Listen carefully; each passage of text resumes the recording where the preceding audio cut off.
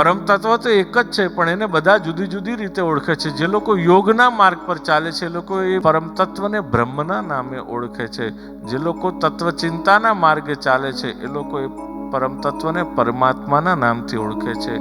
જે લોકો ભક્તિના માર્ગે ચાલે છે એ લોકો એ પરમ તત્વને ભગવાનના નામથી ઓળખે છે. પણ કહે છે કે આ પરમ તત્વ એટલે શું, કોણ? ત્યારે આચાર્ય ચરણે નિબંધમાં ખુલાસો કર્યો, સ્પષ્ટતા કરી મંગલાચરણમાં કરતા. માં યશોદાના ગોદમાં ખેલી રહેલાને તમે પરમ તત્વ તરીકે ઓળખો. જાનીત પરમમ તત્વમ, પરમ તત્વ તરીકે તમે કોને જાણો, ઓળખો? યશોદોત્સંગલાલિતમ, માં યશોદાના ગોદમાં જે ખેલી રહ્યા છે એને તમે પરમ તત્વ તરીકે ઓળખો.